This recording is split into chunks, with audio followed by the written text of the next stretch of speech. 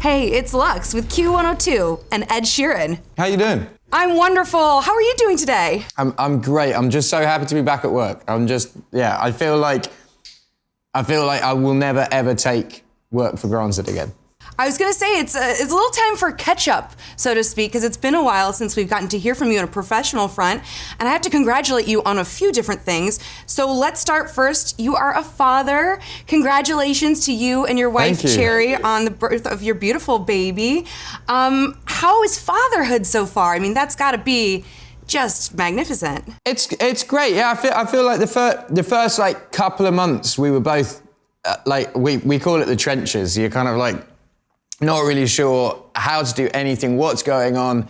You're not sleeping and it's all like up in the air. And we kind of found a groove and a routine with it now. And she's just like, Lyra's just the best. She's just the best human. She's so cool. Will you pronounce her name for me again? Lyra. Lyra, that's beautiful. I mean, yeah. In your history of naming all your guitars, I wondered if you felt like you had an advantage in the baby naming department. I know that can be kind of a tough spot between husband and wife. Did that play out at all? Well, no, we named her after our favourite character in this book called The Dark Materials, which is by a guy called Philip Pullman, and we both grew up reading this book and loved it. So yeah, that was what she was named after. Are you interested in the show at all? Do you watch the show on HBO? Do you get the? Yeah, I like the show. I like the show. I'm like one of these people that's like, you know, when the Harry Potter movies came out and everyone's like, the books are so much better. Like I'm like that. I love the books. I love the show. What I like about the show is it's reimagining my imagination of what the books are, and I think, you know, the two main characters are incredible in it, and it's a really, really well done show. It's a really well done show, but there's like, you know, I've seen like they had a theatre production of it like maybe like 15 years ago. They did a movie, The Golden Compass. There's been lots of different things that I've gone to go and see, and yeah, it's been good. Well, you obviously have experience. You've been on shows. I got to catch up during the pandemic on Star Wars. I had no idea you were a stormtrooper. So actually, tell me about this. Funnily enough, I shot a scene as a stormtrooper that they cut, and J.J. Abrams was like, because I spent like 12 hours in this stormtrooper suit doing this shoot, and then the next day he like messaged me and he was like, man, I think we're going to cut that scene. And I was like, no, I thought I was going to be in Star Wars. He was like, do you know what, if you turn up next week, we'll put you in an alien suit. So they put me in this, I think I have like 15 eyes, and I'm in like a rebel meeting, just like in the background. Cherry's in it as well. So I'm in it as that alien, and Cherry's in it as like a rebel. But yeah. I'm gonna have to go back and watch that again. I also love that Cherry gets in on the action, because I think really when you're passionate and when you do artistic creativity the way that you do in many forms, your family is a big part of it, which is why when I congratulate you on the new music that's out, it's mostly a congratulations to you and your family, to your wife, to your daughter. They were all around, of course, during the making. New song out. Do you want to talk about it? Yeah, it's a song. It's called Bad Habits. It's an upbeat song that's actually quite a depressing subject, but it's about how, you know, your Friday night starts and you go, I'm only going to go out for one drink, and you know, if I'm going to eat, I might have something small and light. And then fast forward, your beer has led to like 15 beers, and then suddenly it's like 4 o'clock in the morning, you're dribbling on a chicken sandwich, you've just done a shot of mezcal out your friend's belly button, and you're kind of like, a bad habit has led to another bad habit, which led to another bad habit, which led to another bad, and then all your pure intentions are out the window. Well, so what kind of good habits have you been replacing those bad habits with? If that's the juxtaposition there with the song, obviously you probably put some good habits in. Yeah, I've started like actually properly focused exercising, not just, I would like run every now and then, but now I'm like, I have like a structured plan every week that I do, which sort of counterbalances a lot of stuff. I've also like just stopped doing things to excess. Like I've stopped, my nickname used to be Two Dinners Teddy, because I used to go out for dinner and be like, oh, I can't decide if it's fish and chips or whether it's bangers and mash, and I'll have both of them. And yeah, I just got quite fat. That sounds very lovely to me. I'd like to kind of do a little rapid fire on habits, if you don't mind. What do you think has been the hardest habit for you to break? Alcohol. All right. Yeah. Easiest new habit to stick to? Being a good dad. Oh, I love it. Habit that has brought the most change?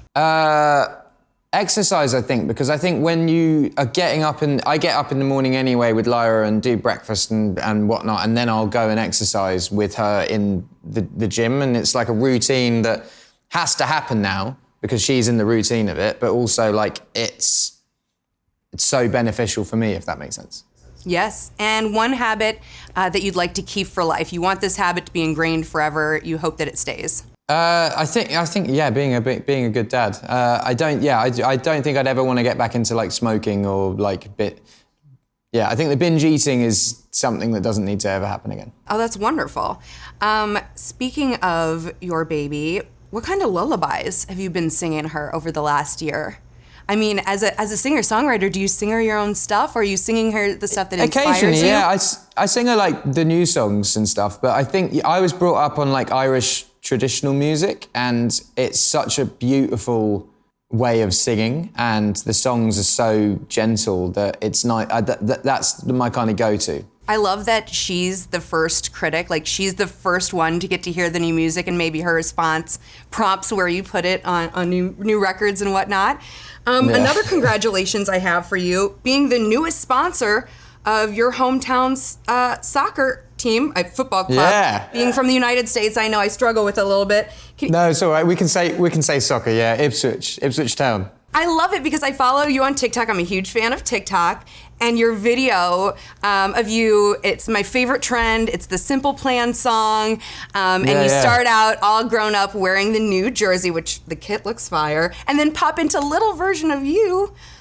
How long have you been? How long does the soccer love go back for you? I mean, in England, soccer, football is like religion, and over here I feel like there's like a tribalness in America of like the A and the B team. So it's like the New York Giants and then the New York Jets, and like that's whereas in England, every single town, every single city, even villages have their own football team, and that's your identity. And it's like, it doesn't matter if they're big or small or whatever. In NFL, for instance, every team is kind of big and they're all owned by very rich people, and the players are paid like massive amounts of money. Whereas in England, there's like a tier system for English football clubs. And the top tier you would call the sort of the NFL tier, where you've got your Chelseas, your Manchester Uniteds, your Liverpools and blah, blah, blah.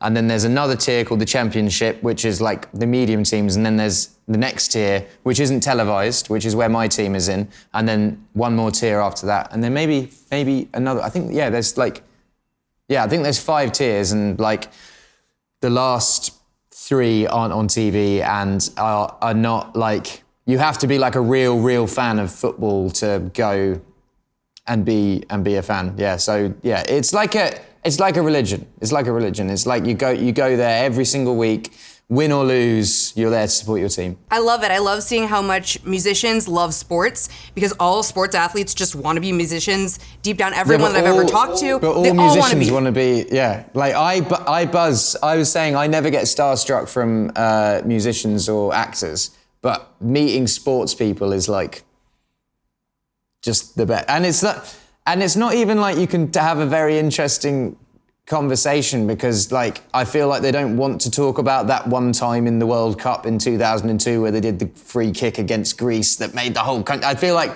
you can't, like, if you bring that up in conversation, it's a bit like, that's a bit. Oh, they want to hear about the time that you were backstage doing whatever, and you were doing, Wembley Stadium. I think they want to know about that. Plus, I'm just really impressed with the kit itself, because I know that it has references to your previous records.